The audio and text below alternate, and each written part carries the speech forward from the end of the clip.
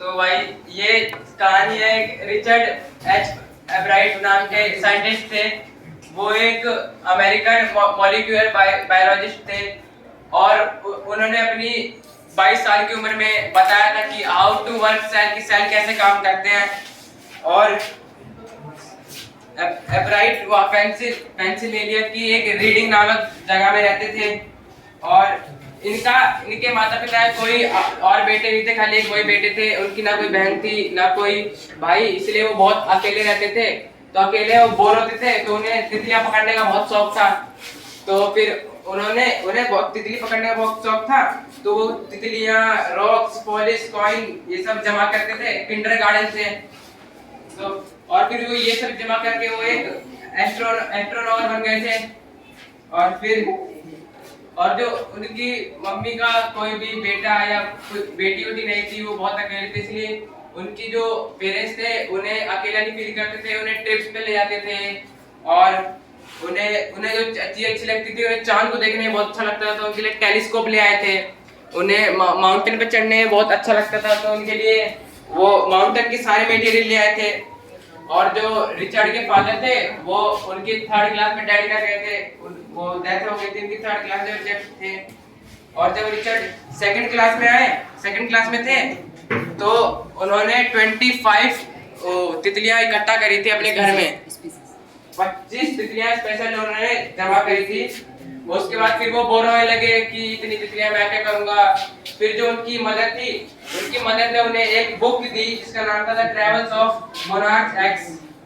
तो उन्होंने वो बुक पढ़ी, उन्हें बहुत अच्छा लगा। वो फिर बुक हमेशा रीडिंग करते थे और उस बुक के एंड में लिखा था कि एक इनविटेशन था बुक के एंड में कि जो ये बुक पूरी कर ले, स्टडी कर ले, वो बटरफ्लाई माइग्रेशन में ज्वाइन हो सकता है।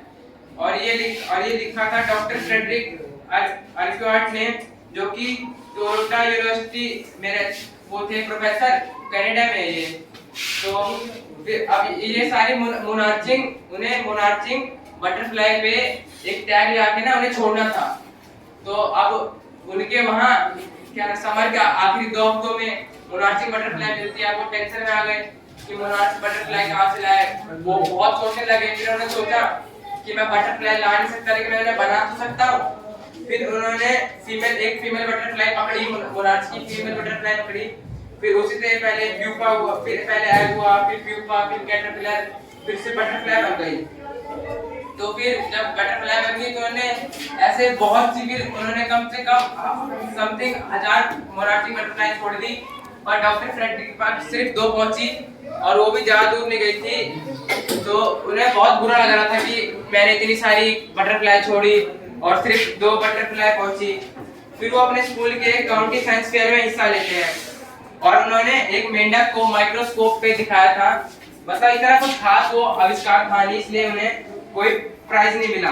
तो वो बहुत नाखुश हुए कि मुझे कोई प्राइज नहीं मिला। फिर वो डॉक्टर फ्रेडरिक को एक लेटर लिखते हैं जिसका जवाब वो देते हैं। फिर वो एब्राइट एक और रिसर्च करते हैं कि मोनार्च कैटरपिलर की डेड कैसे हो रही है। फिर उन्होंने पता लगाया कि जो मोनार्च कैटरपिलर है वो बीटल के उसमें आने से, संपर्क में आने से डेथ हो रही है। फिर वो 9th क्लास में आए। फिर उन्होंने ये पता लगाया कि जो विसरी बटरफ्लाई है वो मोनार्च बटरफ्लाई कॉपी क्यों करते हैं। फिर जब उन्होंने पता लगाया तो रिचर्ड एब्राइट डिस्कवरी करने लगे कि जो वो मोनार्च बटरफ्लाई है उनके ऊपर कुछ 12 गोल्डन स्पॉट होते हैं। वो गोल्डन स्पॉट क्या हैं? बहुत लोग कहते हैं कि वो गोल्डन स्पॉट उन बटरफ्लाई की खूबसूरती है, पर उन्हें पता लगाया था कि वो गोल्डन स्पॉट है क्या। फिर उन्होंने पता लगाया वो गोल्डन स्पॉट उनके हार्मोन्स हैं। और औरों को भी लगता था कि जो 12 गोल्डन स्पॉट है वो उनकी सुंदरता के लिए है, पर डॉक्टर फ्रेडरिक भी ये नहीं मानते थे कि उनकी सुंदरता के लिए, इसलिए वो और जानना चाहते थे कि ये क्या है। फिर उन्होंने ये मॉडल पेश किया अपने फिर से दूसरे काउंटी साइंस फेयर प्राइज में। इसका कुछ रिजल्ट तो ऐसे निकला नहीं, पर उन्हें उनके मेहनत के लिए एक प्राइज दे दिया। उसके बाद वो इंटरनेशनल साइंस इंजीनियरिंग फेयर में 3rd आए जूलॉजी में। और फिर 11th क्लास में भी उन्होंने खूब इसी पे ध्यान दिया कि गोल्डन स्पॉट हार्मोन क्या है। फिर उन्हें 11th क्लास में फर्स्ट प्राइज मिला था। फिर 12th क्लास में उन्होंने सेल्स मोनार्च का एक वो कैसे वो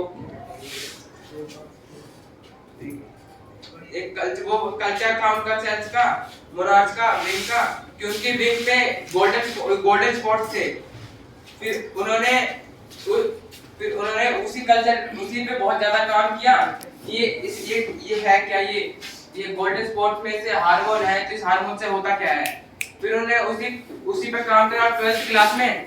जब उन्होंने ये प्रोजेक्ट पेश करा तो उन्हें फर्स्ट प्राइज मिल गया इंटरनेशनल लेवल पे। फिर 12th क्लास के बाद वो हार्वर्ड यूनिवर्सिटी में गए और फिर गोल्डन स्पॉट के बारे में करने गए थे, उसका केमिकल स्ट्रक्चर बनाया और फिर उन्होंने ये बनाया कि गोल्डन स्पॉट से उन्होंने एक थ्योरी का निर्माण किया। मतलब एक थ्योरी बनाना चाहते थे वो, उनके 3rd ईयर में सेल लाइफ पे एक थ्योरी बनाना चाहते थे और उनके रूममेट जेम्स आर रॉन्ग के साथ।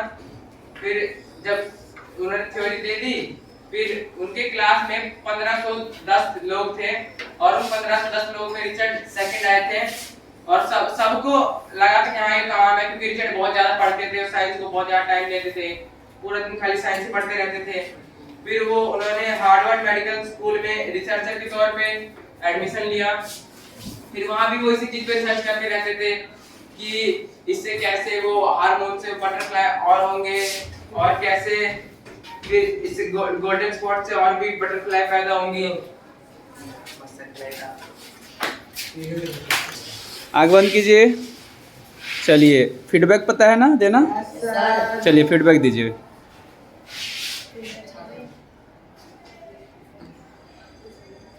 Okay, thank you.